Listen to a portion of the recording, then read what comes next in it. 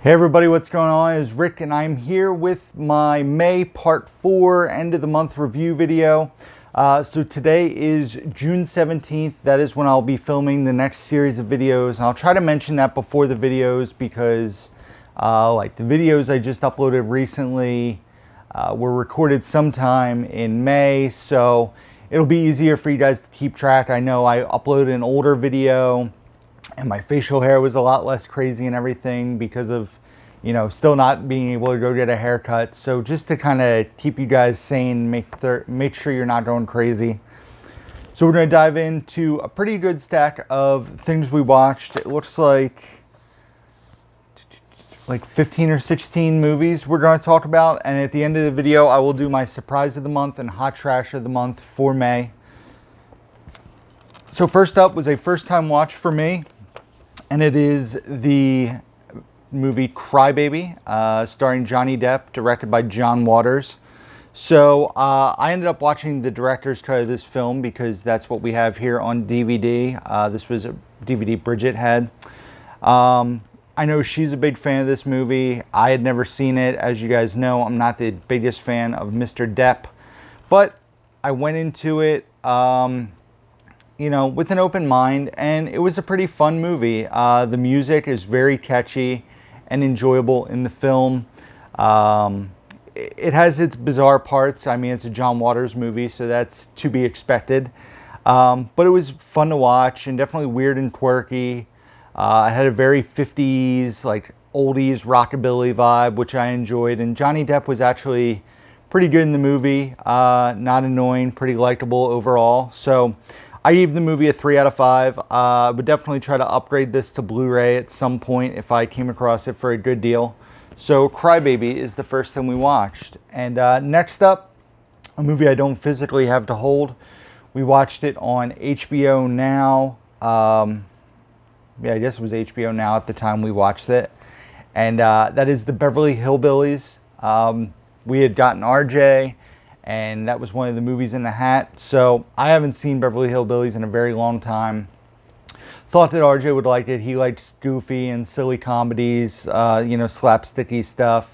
And it's definitely a very silly, slapstick-filled movie, but it's fun. It's not a masterpiece, you know, by any stretch of the imagination, but it's pretty watchable in my opinion. You know, a lot of familiar faces in the film. I don't have a ton to say about it. If you guys haven't seen the Beverly Hillbillies, you know, maybe you've been avoiding it for a reason. It's okay. It's, like I said, it's watchable. It's family friendly for the most part. I think it's rated PG. But there's, you know, hints of innuendos. But I give it a 2.5 out of 5. Once again, nothing like amazing or must see, but a watchable movie for sure. And next up, first time watch for both RJ and myself, and it is Mr. Megorium's Wonder Emporium, which stars Dustin Hoffman and Natalie Portman, as you can tell by the cover there. And this movie is very, like, I described it as fantastical. You know, Natalie Portman is a musician. She plays piano. And she works at Mr. Megorium's toy shop, and he decides that he's going to be done because he's on his last pair of shoes. And I don't want to get into more than that because it gets into spoiler categories if I keep going. But it also stars Jason Bateman, who's pretty good in the movie. But my issue with this movie is it's 94 minutes. I almost feel like it could use like an extra 10 minutes, maybe 15 minutes. Because the movie feels like incomplete. Like it builds up this arc and then the conclusion kind of gets tied together too quickly in my opinion. So it would benefit from like an extra 10 minutes of conclusion. At least that's my opinion. And certain parts of the story I felt like were left off to the side and they never really properly tied it all together. So I know a lot of you guys always say that I complain about movies being too long and I never, you know, I'm on the other side of the fence, but this is one that I actually would have liked to see maybe 10 to 15 more minutes of the third act, just to conclude in a more cohesive way, tie up some storylines. So I gave it a 2.5 out of 5. Once again, a watchable family movie, not fantastic, not awful. Next up, this is a movie I've seen countless numbers of times. RJ had never seen it. This is a movie I grew up watching a lot on VHS, and I always remember this movie. My family went on a vacation to Florida. It was a while ago now. Probably, 14 years ago. And we went to a Walmart like the first day. We rented a house because there's so many of us. It was my parents, and then my stepbrother, stepsister, my sister, my half sister, me. So we rented a house, and then the first day we went to Walmart and bought supplies, bought food and everything. And this movie had just come out on DVD, the like special edition of it. So I bought it because we had a DVD player in the house. Plus I wanted to buy it regardless because I wanted it on DVD. And it's a movie that we watched because there were days where it was rainy and we were limited on what we had, but it was appropriate for everybody. So it's a movie that we watched like over and over on that vacation. So like I always, when I think of this movie, I think of that vacation that we took as a family. It was the last time like we all went, like all the kids and my dad and stepmom to Florida all together. So it holds a special place in the heart, but I just love the movie as well. And it's Bill Murray's feature film debut, and that is Meatballs from 1980.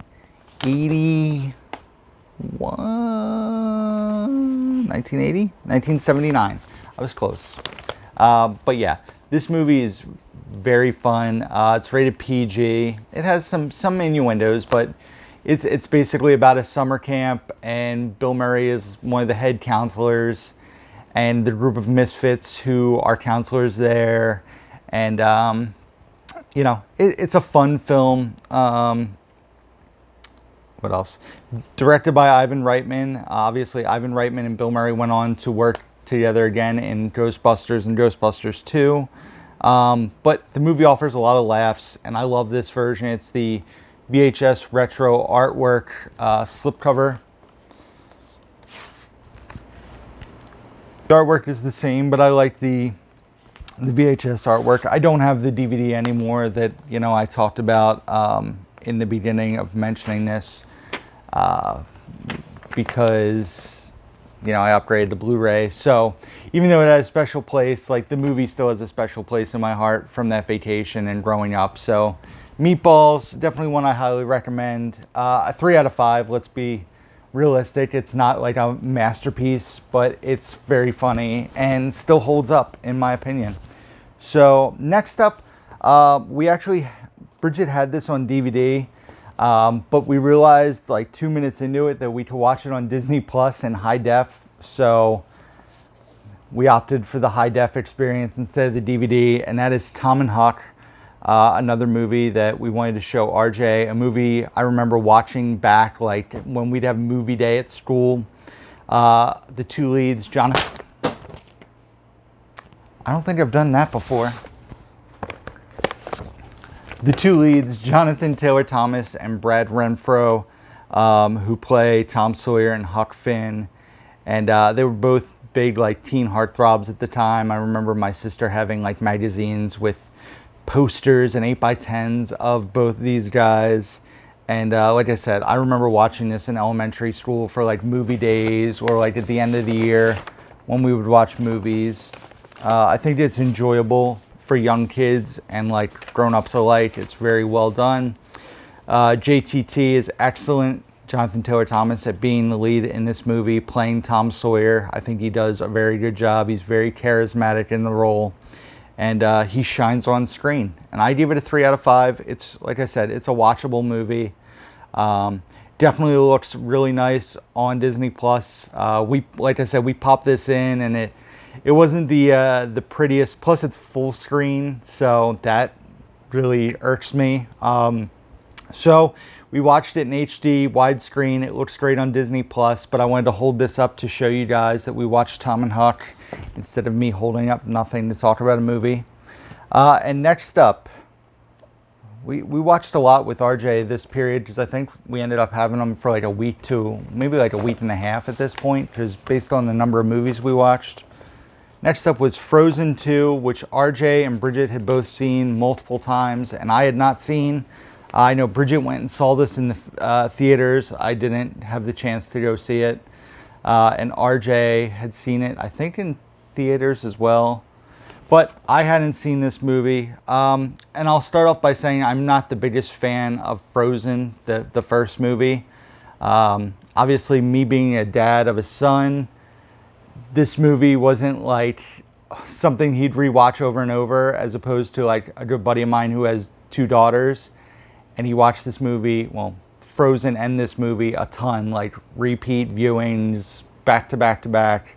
I was lucky and didn't have to endure that, but I still didn't love the first Frozen movie. There's good music, obviously, in the first Frozen movie. But Olaf was the standout character in the first movie for me. And once again, I mean, Olaf, in my opinion, is the standout character in this franchise. He's hilarious, in my opinion. Josh Gad is cast perfectly as Olaf, the singing snowman who loves summer.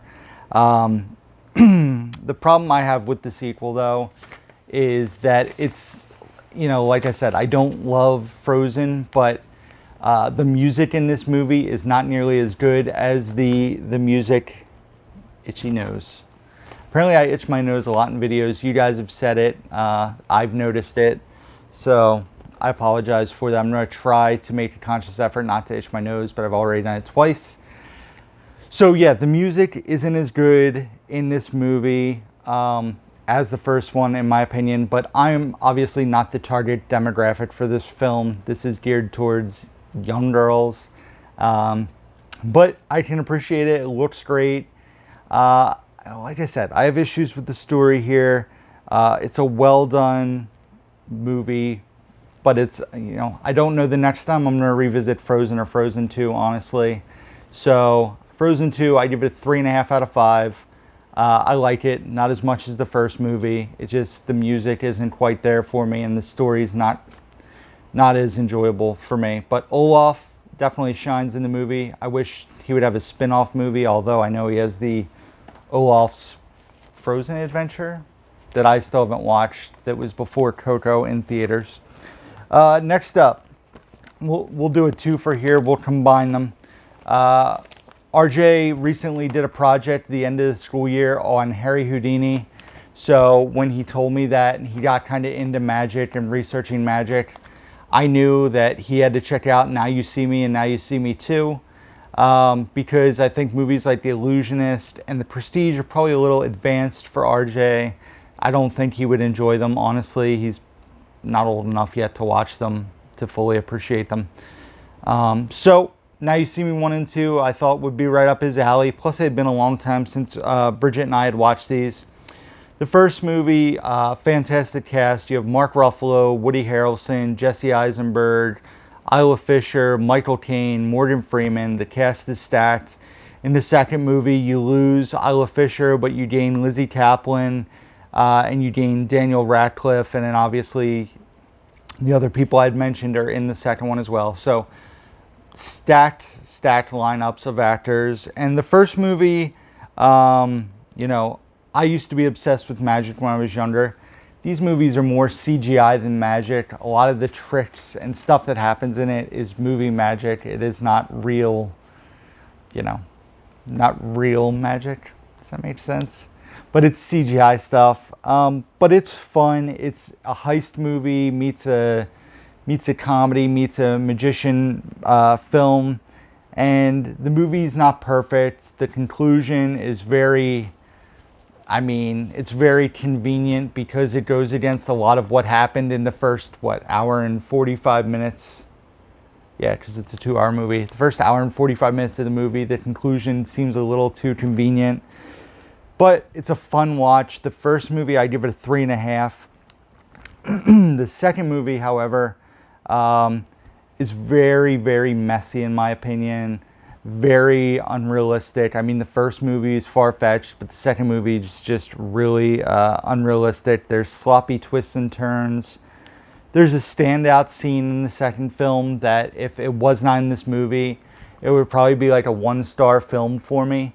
But but the scene where they're going into the business and they have the card that has the chip attached to it and they have to pass it to each other without getting caught, and Woody Harrelson can't throw cards and it all like builds up to him having to throw a card. It was very well done. It was very funny. So that is the standout scene in the movie. I give that a 2. This movie a 2. So the first one a 3.5. The second movie a 2. Like I said, the second movie would probably be like a 1 for me if it didn't have that great scene where they're hiding the card. That scene really is rewatchable. I've watched it on YouTube, a handful of times. So now you see me, and now you see me too. Glad to own these on the 4K, even though I have to keep them in this bag because they still smell like smoke a little bit. But fun to rewatch those. RJ had a fun time watching them.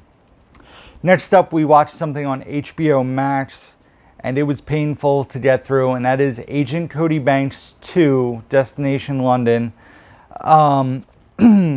While I wasn't the biggest fan of the first movie, I still appreciated it. I think I gave it a 3 out of 5. It was a watchable family, like, spy movie, Spy Kids, James Bond Jr. situation. The sequel was very cartoony, almost like a parody of the first movie, but not in a good way. It was fun to see Alfie Allen in the film, who is Theon. If you guys watch Game of Thrones, he was very young. He was in the band that Agent Cody Banks is in. But overall, the movie's just unfunny. It was brutal and tough to get through. And Anthony Anderson is in the film, and he was like a cartoon character of himself, and it was very corny, very over the top. I think that was nice. I give it a 1 out of 5. The more I think about it, probably should have been a half-star movie because even RJ wasn't a fan of it. He did not really care for the second movie. But to make up for it, RJ went back home so Bridget and I could watch more movies out of the hat. And we checked out Okja on Netflix, which is directed by Bong Joon-ho, who directed Parasite and Snowpiercer, and another fantastic film from Bong Joon-ho. I'm trying to talk too fast, guys. Great cast. A tale about a young girl who's grown up with a super pig. I'm not going to explain the whole super pig thing, but I do recommend the movie to everybody. But a young girl who's grown up with a super pig, they have an incredibly strong bond and basically form a friendship. And then they deal with many obstacles and challenges to not be separated because the super pig is supposed to go over to America. But the movie has action, suspense, drama, laughs. It offers so many different things. And it's just what, Bong Joon-ho seems to do. He can combine different genres. If you look at a movie like Parasite, that was, parts thriller, parts drama, part horror, I guess you'd say, part comedy. He combines all those things and he does it so well. Okja looks great. Like I said, it's a Netflix movie. I know there are ways to get it physically from like websites like stinkytuna.com that makes like unofficial Netflix releases, but I'd recommend checking out Okja if you haven't. I give it a 4 out of 5. Really pleasant surprise. Next up was a movie that I was nervous to watch because it got such hatred from the movie community, and that is The Wrong Missy on Netflix, which stars David Spade and Lauren Lapkus. So the movie actually surprised me. There were a lot of times where I was laughing out loud, which comedy movies anymore, it seems to be very hit or miss with me. I've seen so many comedy films in my lifetime. For me to actually sit and laugh out loud at lines in a movie like this, and not just I was laughing hysterically at lines in the movie. Now, with that being said, don't get me wrong, this is not a good movie. There are problems with the movie. My biggest issue with the movie is the over-the-top slapstick comedy that is in the film and doesn't need to be. There's a part where like Missy is going to jump off a cliff and she hits like a tree and hits all sorts of stuff.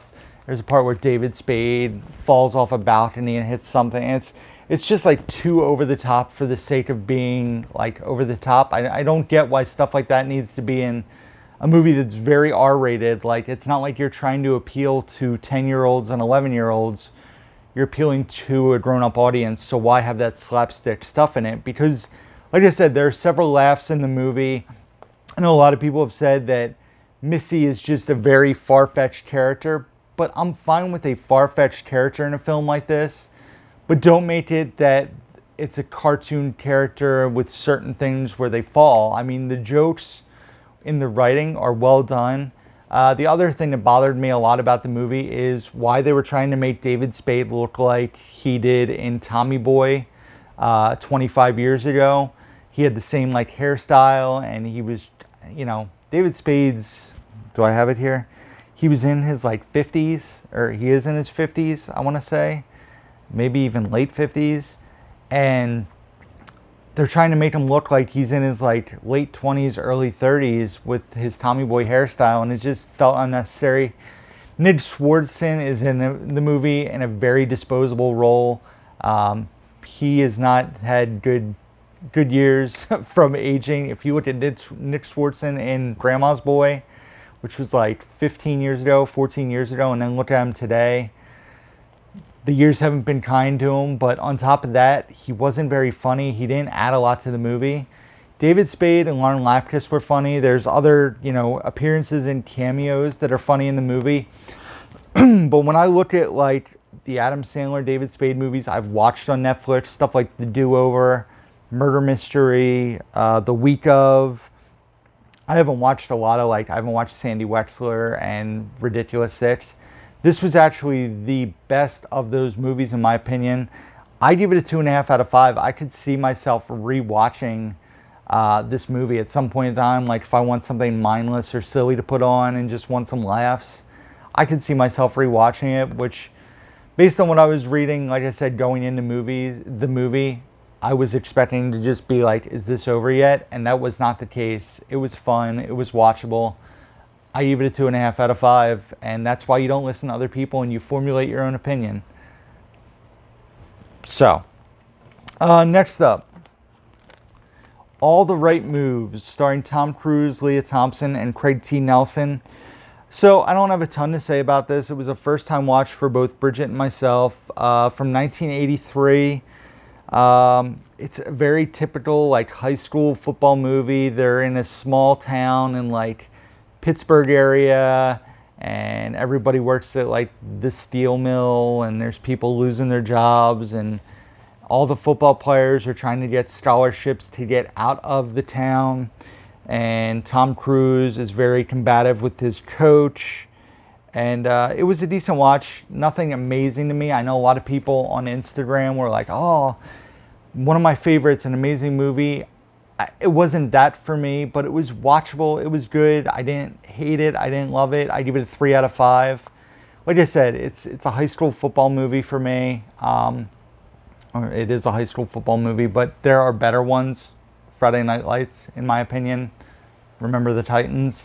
But this was fun. It was R-rated because there's a scene that I forget what movie it was. Somebody made mention in my comments where if you pause it at the right spot, you can see Tom Cruise and his lower half, and you see Marty McFly's mom. No, not his mom. Yeah, his mom, Leah Thompson, naked. So that is the selling point of this movie to some. Young Christopher Penn is in this as well. Like I said, 3 out of 5 for me. All the right moves. Next up, this is from my buddy Joe Martinez. Finally saw one of his favorite movies, or his favorite movie of all time, I believe, which is funny because if you guys know Joe, he's a big horror movie fan. He likes some intense stuff, but his favorite movie of all time is The Sound of Music, and I finally watched it on beautiful Blu-ray, and this obviously is one of the most classic musicals of all time, one of the most popular musicals of all time.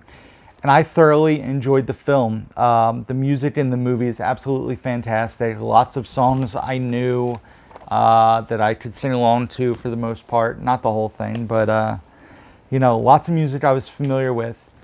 My only gripe with this movie is it has a 3-hour runtime, just shy of 3 hours, with an intermission. That's not my gripe. The runtime actually did not bother me. My issue is the last half an hour of this movie kind of comes out of left field for me. I mean, they had made mention to what happens in the last half an hour a little bit, but it seems to just turn this into a totally different movie, which kind of affects the first 2.5 hours for me. But it probably stopped it from being a 4.5-star film for me. I give it a 4 out of 5. Definitely a movie that's going to stay on my shelf. Definitely a movie I would watch again.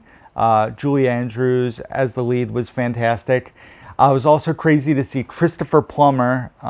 This movie is 55 years old. So Christopher Plummer, who has been in stuff in the recent past, like All the Money in the World, Beginners, and seeing I couldn't even recognize him 55 years younger, I guess, was what was throwing me off. But Sound of Music, great movie, 4 out of 5 for me. I enjoyed watching it. There you go, Joe.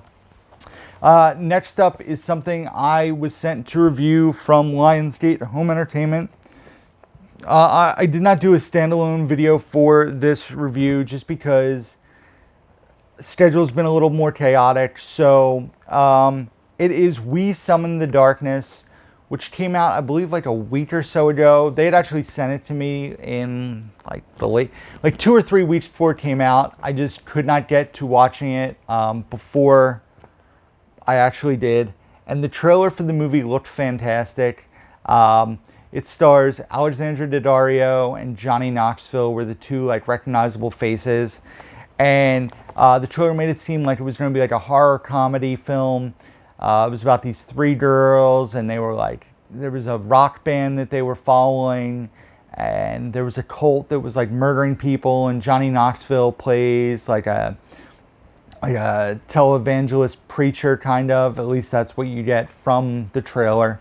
So went into the movie, and it only runs I want to say 90 or 95 minutes, but it was pretty slow paced overall. There's a twist at the midway point, but I think the twist was kind of given away in the trailer, which kind of stinks. But the movie is pretty straightforward. It doesn't really offer anything new or exciting, in my opinion. There was definitely missed opportunities. They tease a weapon in the film for multiple teases, and I'm like, cool, they're going to use this weapon. It's going to be awesome. It's going to be a crazy scene. They never use the weapon the way they tease it the entire film. It just kind of gets forgotten about, which was a huge bummer to me. I feel like a very missed opportunity. The other thing that upsets me is the movie takes place in 1988. And the only reason I feel like they made it take place in 88, because for a while I was like, is this modern times? Is this a retro film? What are they going for? But I think they just did that so that cell phones wouldn't be able to be used in the movie. So I don't like it when they do stuff like that, because I feel like there's a premise and they're like, oh yeah, this will happen, but we can't do it now because somebody could just make a phone call on their cell phone. So all of a sudden, let's just date it 1988. And that's what I feel like they did in this movie. So like I said, it wasn't exciting for me. I mean, it's always good to see Alexandra Daddario on screen. Johnny Knoxville is in a very small role in the film, even though he's in a lot of the trailer. I give it a 2 out of 5. But check it out. Like I said, it is available now on digital, which is how I watched it, but also on Blu-ray and DVD. I believe Amazon, Walmart, all those places, Target, carry it. I'll put links down below where you guys can find We Summon the Darkness if you want to check it out. And then the last movie we watched in May was on Netflix, and that is The Lovebirds, which is directed by Michael Showalter, I believe written by him as well, and stars Issa Rae and Kumail Nanjiani. And this was a movie that we saw a ton of trailers for in theaters before everything kind of stopped. A trailer I was frankly getting sick of seeing. And I I kept hearing, you know, how awful The Wrong Missy was and how great this was. And actually, I liked The Wrong Missy a little bit more than this, because with this movie, I felt like it wasn't funny. There were a few like haha parts, but nothing like laugh out loud. In my opinion, it's almost like, you know, Bridget and I were talking about it this morning actually. It almost felt like date night, but with a different couple of people in it. Like I said, the laughs are just few and far between. It wasn't a bad movie, don't get me wrong. Like, they had good chemistry in the film, but I would rather watch The Wrong Missy again before watching this. I give it a 2.5 out of 5. I don't have much more to say about it. Like I said, it just didn't do a lot for me. So that's it, guys. That is it for everything I watched in the month of May. So, as promised, Hot Trash and Surprise of the Month. We'll do Hot Trash of the Month first, because it was mentioned in this video, and it is Agent Cody Banks 2, Destination London. It was awful. I'm glad I didn't buy both movies on Blu-ray, because the second one would have been sold right away. Not a movie I'd recommend. Just stick with the first one. The first one's watchable. The second one is awful. Surprise of the Month. If you guys follow me on social media, if you guys watch my live streams, it is a movie I cannot talk about enough. And it is Guns Akimbo, starring Daniel Radcliffe and Samara Weaving. This movie came out of nowhere for me. Lionsgate sent it over to me digitally to review, and it is a movie I cannot recommend you check out enough. Funny, hilarious, great action, just a fun movie. So, Guns Akimbo, check it out, Surprise of the Month. And that's it, guys. So thank you for watching the video. Thank you for subscribing and doing all the stuff you guys do. Be sure to leave comments down below. Let me know what you guys thought. What did you guys watch the last week of May? Also, be sure to check out the description box down below, where you can find links to my Facebook, Instagram, Twitter, Letterboxd, where I rate and review all the movies I watch, my eBay page, Amazon wishlist, Blu-ray.com profile, email address, P.O. box. And that's it, guys. So as always, until next time, who's down to movie?